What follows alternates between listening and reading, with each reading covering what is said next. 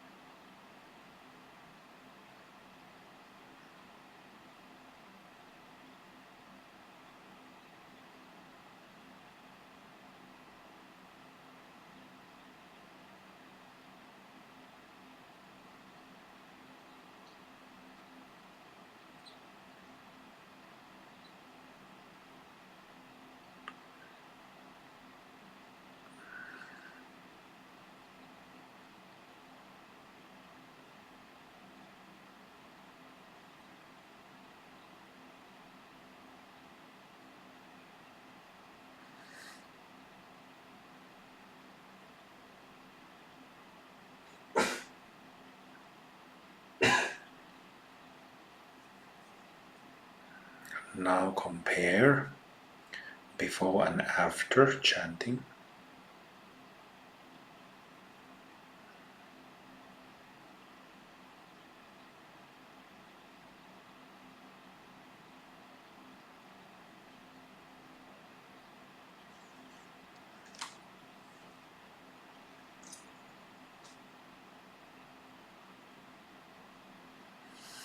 And now we will do another little adjustment, which is rubbing. Rubbing with our hands, rubbing throughout the whole body. So rubbing means this, really rubbing the skin, massaging it. And as you're massaging it, internally chant that same prayer. Don't worry about messing your hair. So that will inevitably happen. Alright, let's do this. Like maybe 5-ish minutes of rubbing the whole body from top to the bottom and internally chanting.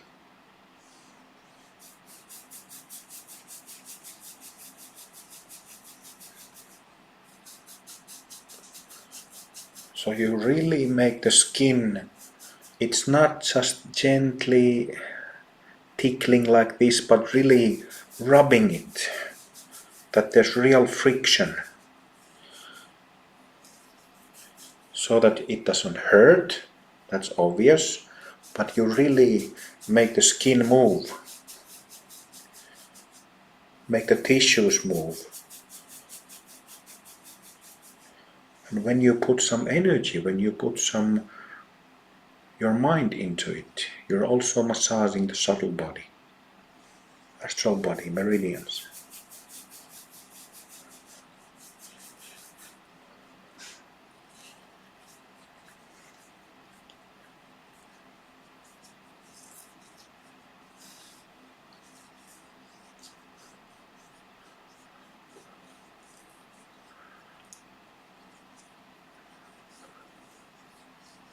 It's the best lotion on the market.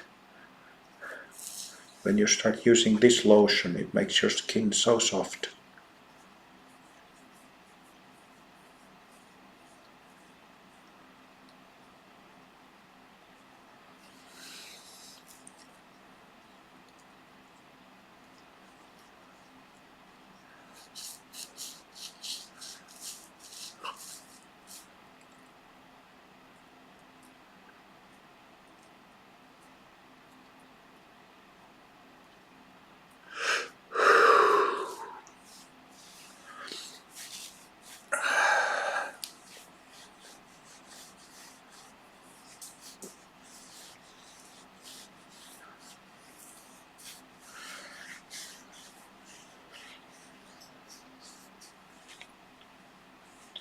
So the idea is to reach to all areas of the skin.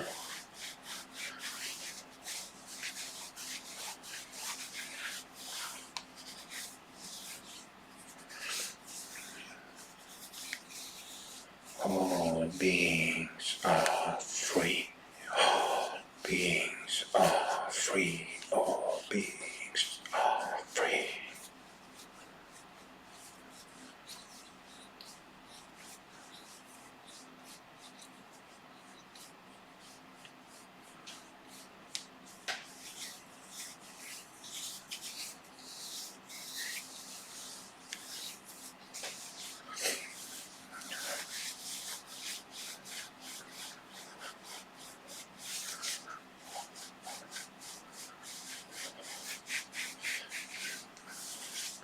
If you're very flexible, you will be able to reach with your hands to your back quite easily.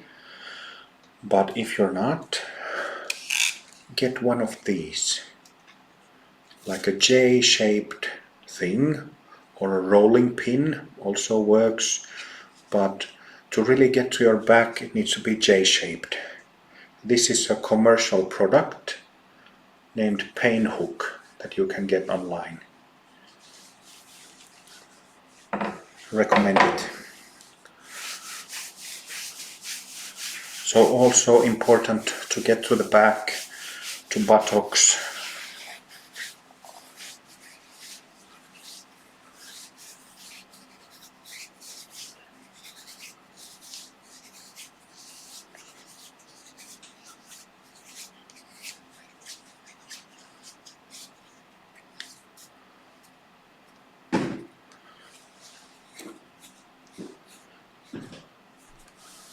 Like a dynamic massage.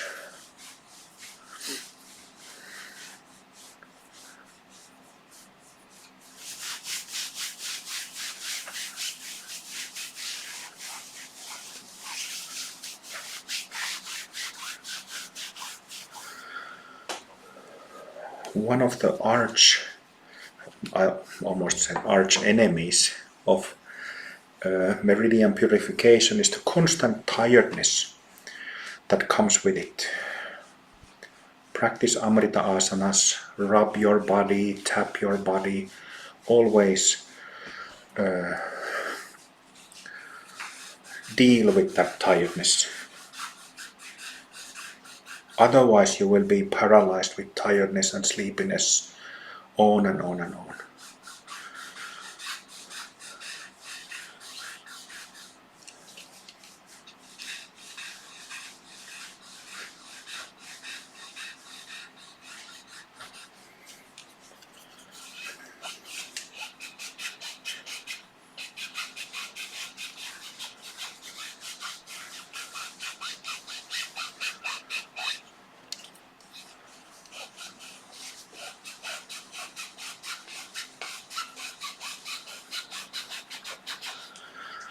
Stand up if you feel that works better.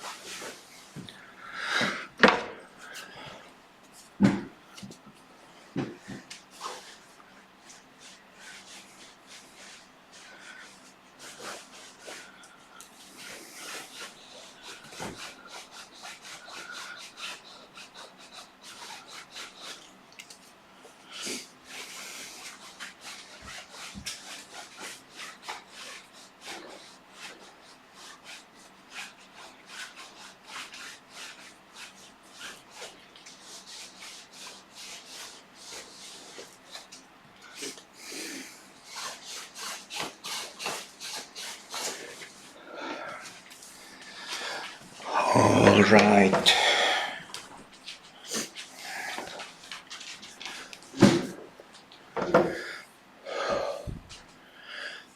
And then when you're done, the whole body rubbing, and then you can drop the prayer, drop rubbing, and just sit, relax.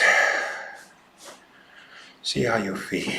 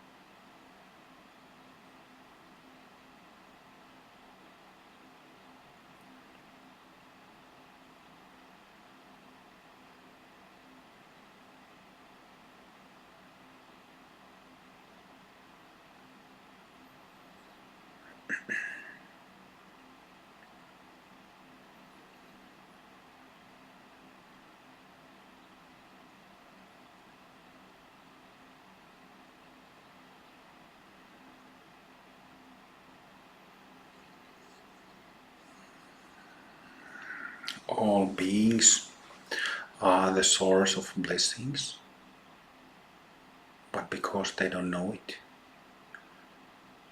may all beings be blessed.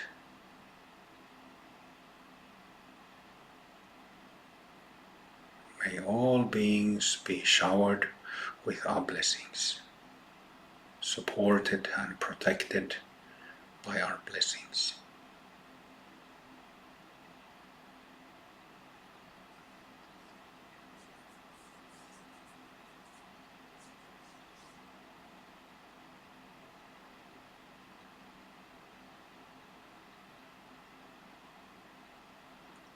May all beings rest in their true nature, in their divine, godly nature, so that there will be peace and harmony among beings.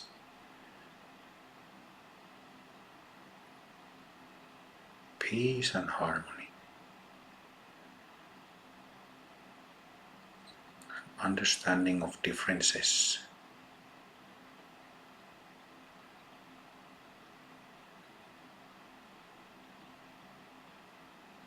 May all beings be blessed, especially humanity. May humanity be blessed. May humanity be showered with our blessings and with the blessings of both living and non-physical Mahasiddhas and immortals. May the blessings fall hard on humanity, shower hard, like the heaviest monsoon.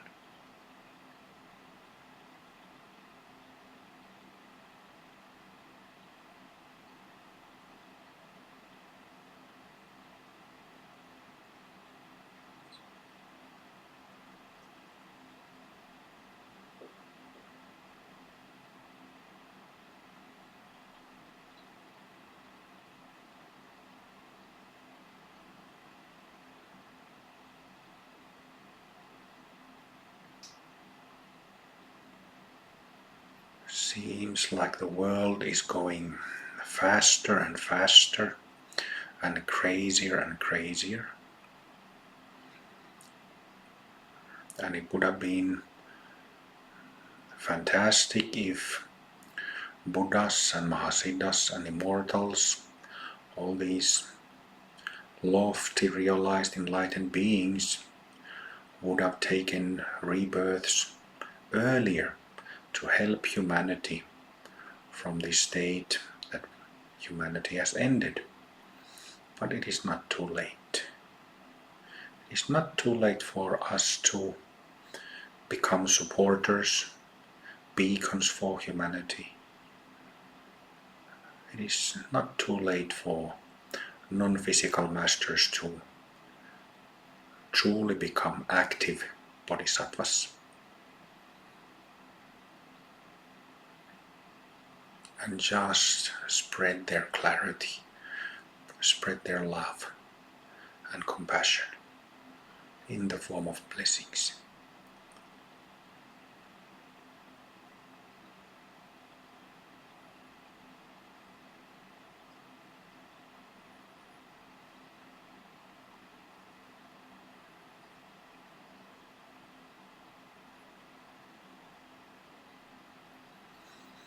Prostrations to Mahasiddha family and prostrations to closest of the Mahasiddha family, Amrita Gurus,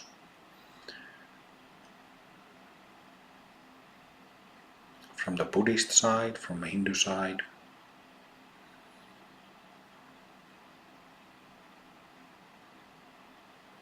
Prostrations at their feet.